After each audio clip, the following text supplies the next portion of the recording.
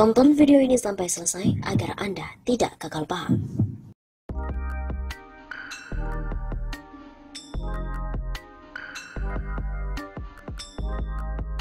Pria di foto ini adalah ayah Jokowi dan merupakan komandan Underbow PKI. Foto yang diklaim sebagai foto ayah Presiden Joko Widodo atau Jokowi beredar di media sosial. Dalam foto itu, pria tersebut mengenakan seragam militer dengan badge palu arit di bagian gerahnya. Menurut klaim yang tertulis dalam foto tersebut, pria itu merupakan komandan Underbow Partai Komunis Indonesia atau PKI. Di Facebook, foto tersebut diunggah salah satunya oleh akun Eja Valen di grup Jurnal Politik ketika oposisi bicara pada 1 Agustus 2020. Akun ini pun juga menuliskan narasi "Bapak E asli keluar". Hingga artikel ini dimuat, unggahan itu telah direspon lebih dari 100 kali dan juga dibagikan sebanyak 66 kali. Lalu apakah benar pria dalam foto tersebut adalah ayah Presiden Jokowi dan merupakan komandan Underbow PKI? Berdasarkan verifikasi dari tim Cek Fakta, pria berseragam militer dalam foto tersebut bukanlah ayah Presiden Jokowi yang bernama Wijatno dan komandan Underbow PKI.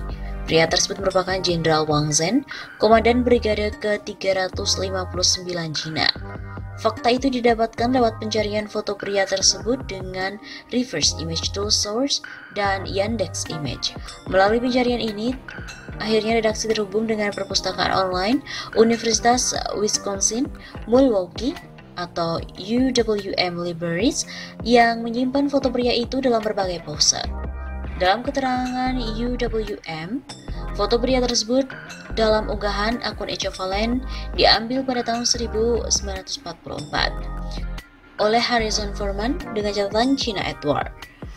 Pria dengan pose senyum lebar itu menggunakan topi dan seragam yang sama, namun tidak terdapat badge palu arit di kerah seragamnya. Karakter seragam yang sama pun terlihat dalam foto Wang Zhen dengan pose lainnya, salah satunya dengan dua foto saat Wang Zhen tengah bersama Wu Manyu, pahlawan buruh nomor 1 wilayah perbatasan di Yenan.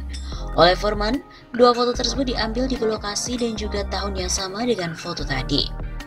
Dikutip dari Independen, Wang Zhen adalah politikus yang lahir pada tahun 1908 dan bergabung dengan Partai Komunis Tiongkok pada tahun 1927. Ia pernah menjabat sebagai Menteri Pertanian, Wakil Perdana Menteri hingga Wakil Presiden Cina pada tahun 1988 sampai 1993. Wang Zhen sendiri meninggal pada 12 Maret 1993. Tentang ayah kandung Jokowi. Dikutip dari redaksi Detikcom, nama ayah kandung Jokowi adalah Wijatno Notomiharjo. Menurut buku Saya Sujiatmi, Ibunda Jokowi, kisah perempuan pengajar kesederhanaan, Notomiharjo tinggal bersama kakeknya di Kampung Klelesan, Desa Giriroto, Ngemplak, Boyolali, Jawa Tengah semasa melajang. Sementara itu menurut arsip pemberitaan, ayah Notomiharjo atau kakek kandung Jokowi bernama Lamidi Wiryomiharjo. Dikutip dari Detik dan Tempo, Lamidi merupakan kepala desa Kragan, Gondang Rejo, Karanganyar, Jawa Tengah. Ia menjabat pada tahun 1950 sampai dengan 1980-an. Adapun nama ibu kandung Jokowi adalah Sujiatmi. Dikutip dari Laman Tirto, Sujiatmi lahir di desa tempat Notomiharjo tinggal bersama kakeknya, yakni desa Giriroto. Menurut buku Jokowi dari Bantaran Kali Anyar ke Istana, Sujiatmi menikah dengan Notomiharjo pada tahun 1959. Setelah menikah, Notomiharjo dan Sujiatmi berbisnis kayu di daerah Serambatan, Surakarta. Bisnis kayu ini awalnya dilakoni oleh Notomiharjo bersama dengan ayah Sujiatmi, Wirorejo, yang lebih dulu menekuni bisnis tersebut. Kemudian pada tahun 1962, Notomiharjo dan Sujiatmi memulai bisnis kayu sendiri setelah pindah ke Kampung Cinderojo, Lor, Kelurahan Gilingan, Banjarsari, Surakarta. Saat tragedi 1965, tetangga-tetangga Notomiharjo di kampung sebelah, Kampung Cinderojo, diciduk tentara karena terkait dengan PKI. Namun keluarga Notomiharjo tidak ikut diciduk karena tidak ada bukti keterlibatan dengan PKI maupun organisasi sayapnya. Pada tahun 70-an, keluarga Notomiharjo pindah ke Jalan Ahmad Yani, Kelurahan Manahan, Banjarsari, Surakarta karena terkena penggusuran untuk pembangunan terminal truk dan juga perluasan pasar Pring. Ketika reformasi tahun 1998, Noto Miharjo mulai tertarik ikut partai politik. Ia sempat menjadi anggota Satuan Tugas Partai Demokrasi Indonesia Perjuangan atau PDIP. Menurut Sujiatmi dalam bukunya, Noto Miharjo juga pernah menggantikan ketua ranting sebuah partai nasionalis di kampungnya.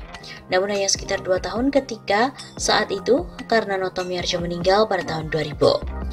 Menurut salah satu penulis buku Jokowi dari Bantaran Kali Anyar ke Istana, Wawan Masudi, sejarah asal-usul Jokowi dilacaknya mulai dari kakek nenek serta kedua orang tuanya. Kami mendatangi kampung-kampung tempat asal-usul keluarganya dan mengumpulkan beberapa sumber.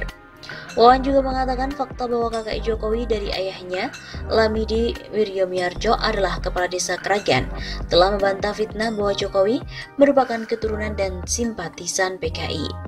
Orde Baru tidak mungkin membiarkan orang yang tersangkut PKI jadi kepala desa. Begitu kata dosen Fakultas Ilmu Sosial dan Ilmu Politik, FISIP, Universitas Gadjah Mada itu.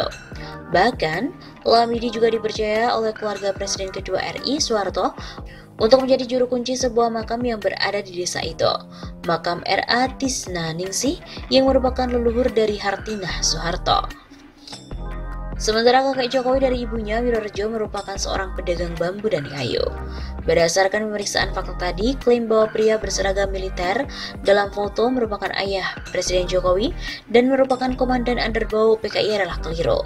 Pria tersebut adalah Jenderal Wang Zhen, politikus Tiongkok yang pernah menjabat sebagai wakil Presiden Cina pada tahun 1988 sampai 1993. Dalam foto Wang Zhen yang asli pun tidak terdapat badge Palu Arit di kerah seragam.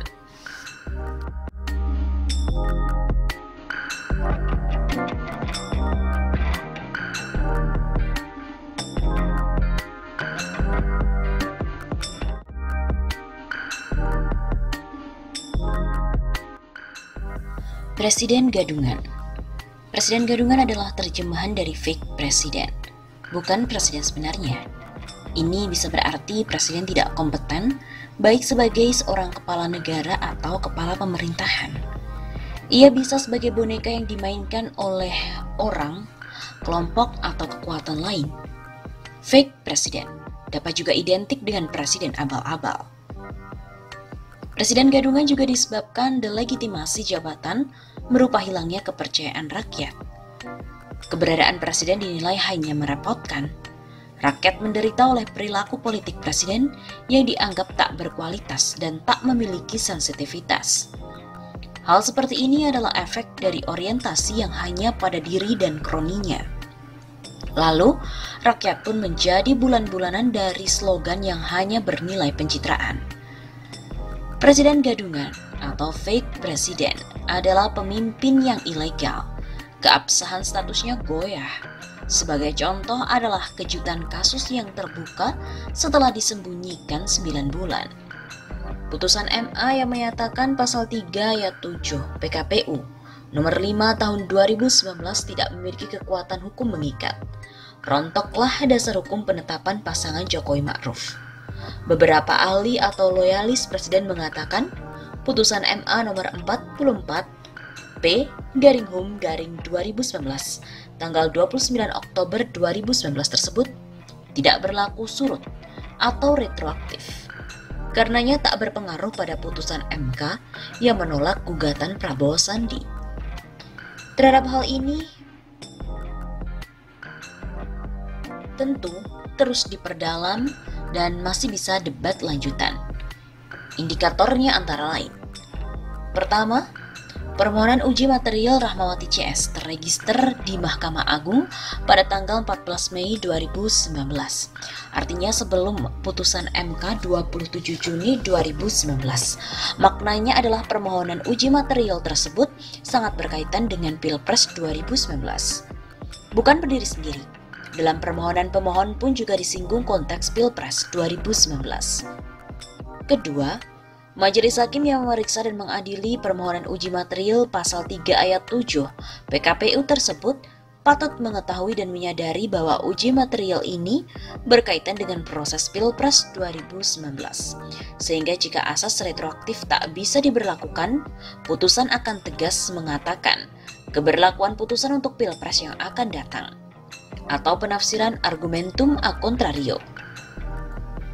Ketiga, tafsir bahwa MK telah memenangkan pasangan Jokowi Ma'ruf, sehingga putusan MA tidak berpengaruh pada hasil Pilpres, bisa keliru total. Masalah yang diputuskan MA adalah tidak memiliki kekuatan hukum mengikatnya, pasal 3 ayat 7 PKPU, sedangkan pasal tersebut justru menjadi dasar hukum dari penetapan pasangan Jokowi Ma'ruf. Keempat, disembunyikannya putusan MA ini hingga 9 bulan adalah sebuah bukti bahwa putusan ini sangat berpengaruh pada keabsahan hasil Pilpres. Jika tidak, maka MA serta-merta akan mengupload atau mengumumkan kepada masyarakat demi kepastian hukum. Siapa pihak yang terlibat dalam penyembunyian atau penggelapan ini harus dituntut. Jadi di sini patut diduga kuat adanya skandal politik dan hukum yang sangat memalukan. Ada gaslighting dan ada corruption. Sinyal dari terkuaknya skandal besar. Yang jelas, putusan MA nomor 44 P/Hum/2019 tersebut akan menjadi sebuah bukti bahwa kemenangan pasangan Jokowi Ma'ruf itu sebenarnya sangat bermasalah. Cacat politik dan cacat hukum.